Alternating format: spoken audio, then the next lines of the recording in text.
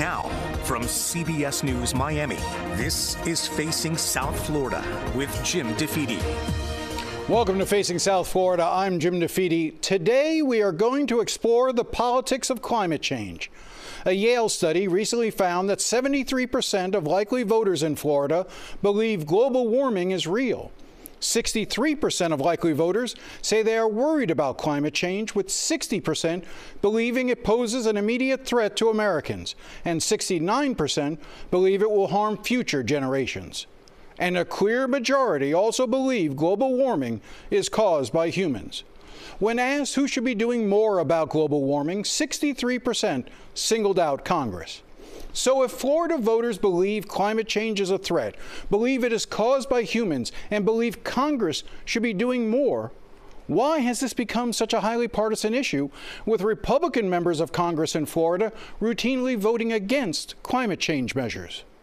Perhaps the numbers are different in Republican congressional districts across Florida. The researchers at Yale looked at that and found that likely voters in Republican districts and likely voters in Democratic districts agree on this issue. In Florida District 23, held by Democrat Jared Moskowitz, 68% of likely voters are worried about climate change. Compare that to Republican Mario Diaz-Balart in District 26, where 64% of likely voters say they are worried about climate change. In District 25, represented by Democrat Debbie Wasserman Schultz, 70% are worried about climate change, the same number as Republican Maria Elvira Salazar's voters in District 27. And in District 24, represented by Democrat Frederica Wilson, 70% of voters are worried about climate change, which is only slightly higher than the 68% worried about climate change in Florida District 28, where Carlos Jimenez is the congressman. And yet, when it comes to climate change and the environment, the voting records of Diaz-Balart, Salazar, and Jimenez couldn't be more different than their Democratic counterparts, Wasserman Schultz, Moskowitz, and Wilson. In 2023, for instance, Republicans passed an appropriations bill for the Department of the Interior. The bill, according to the League of Conservation Voters, would have cut spending on environmental programs to the lowest level in decades, including a 40% cut to the Environmental Protection Agency. It would slash basic clean air and water protections, as well as environmental cleanup programs. And it would rescind already approved funding to help control greenhouse gas emissions. Diaz-Balart, Salazar, Jimenez, and every other Republican in the Florida congressional delegation voted for the cuts.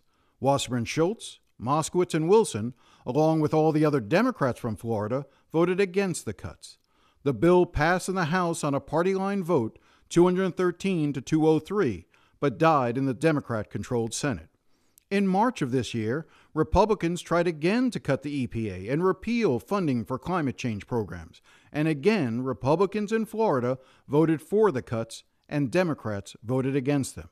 The bill passed, but as they did last year, Senate Democrats killed it. In 2021, Diaz-Balart, Jimenez, and Salazar voted against both the Inflation Reduction Act and the bipartisan infrastructure law, which contained hundreds of millions of dollars to fight the effects of climate change and global warming. But we've also seen that while they vote against these bills, they will take credit for the funding that comes into their district. This phenomenon was something I highlighted in January during an interview with Salazar. You voted against the CHIPS and Science Act, right? Listen, right now I need to ask my staff. But what do we look at the $40 million that I have brought to this community? Aren't you proud of me? Aren't you proud of the $40 million that I brought? But how Aren't much? you proud that I wrote the Dignity Act? Haven't I? Let's talk about the Americas Act. Wait a second. Let me 1 second. Tell me.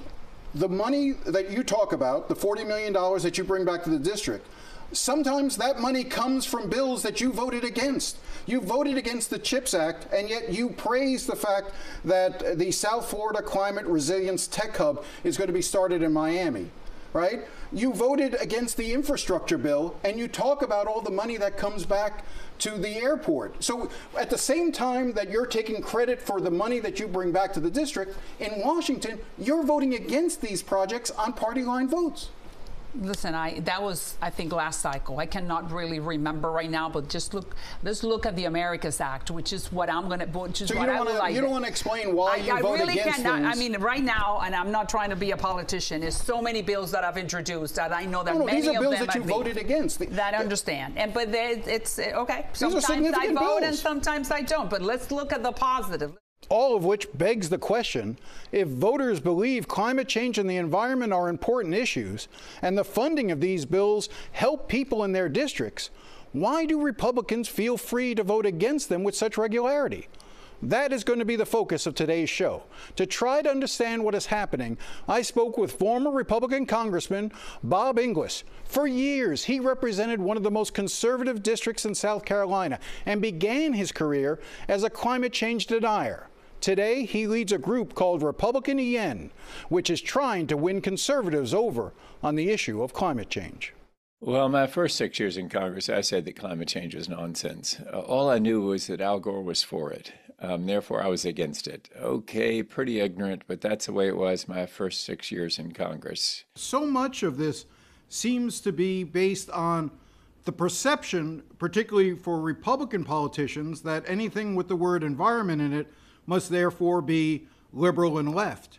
Talk to me about how you overcome that. Well, you know, I think what that is an undeserved inferiority complex.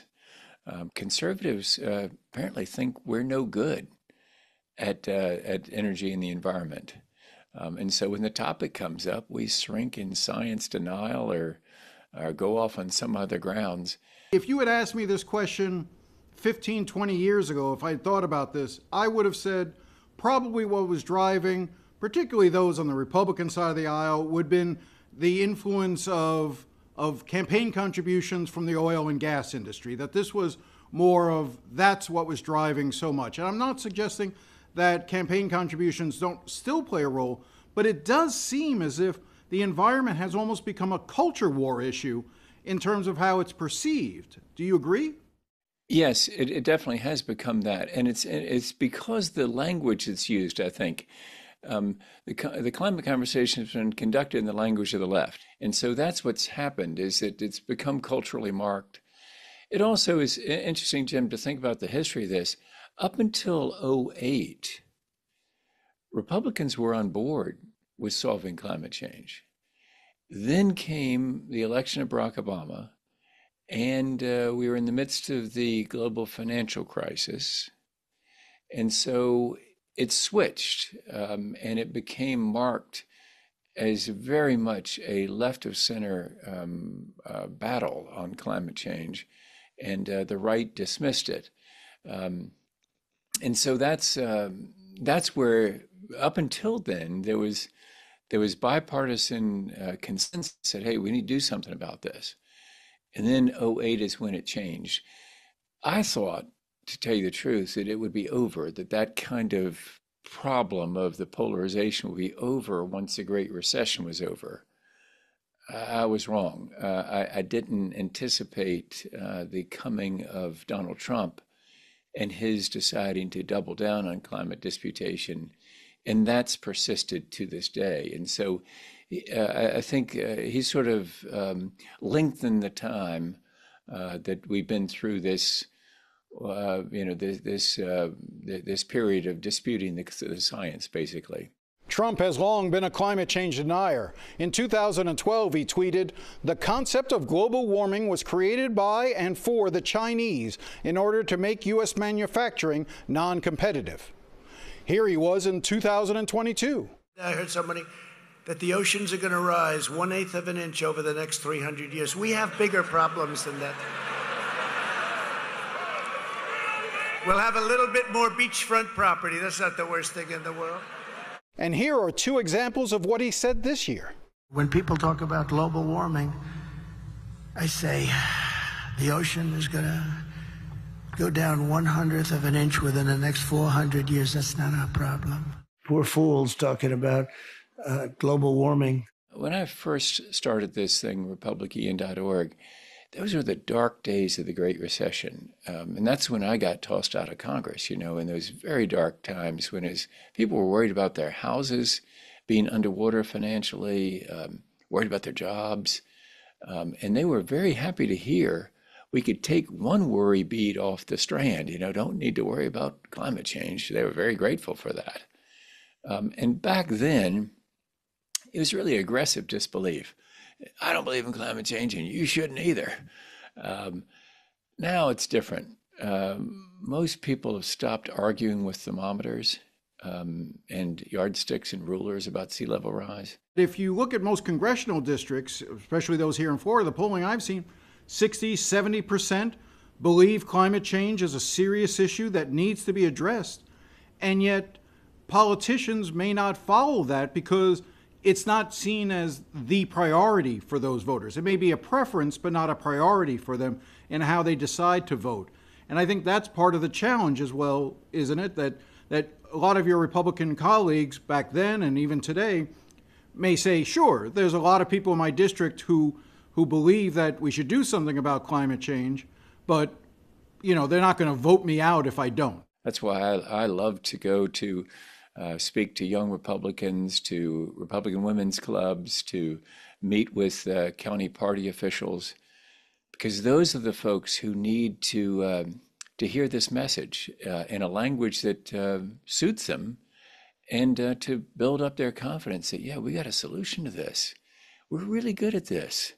And by the way, the left would accept that solution. So wouldn't that be all right if we're smiling while they're smiling? But I realize, Jim, that I've got a little bit of hope there, and I might be a bit of a dreamer, because right now it's like the only way to feel better in politics is if your opponent is writhing in agony on the floor, rather than both smiling at the same time. I hope we get to a better place where we can say it's okay that the left is smiling about our climate action plan, because that climate action plan fits with conservative values. When we come back, I will talk to the head of the Environmental Voter Project, who claims to have identified more than 600,000 registered voters in Florida who say climate change is their #1 issue, but are unlikely to vote. Can they make a difference in this year's election? We'll take a closer look next. Stay with us.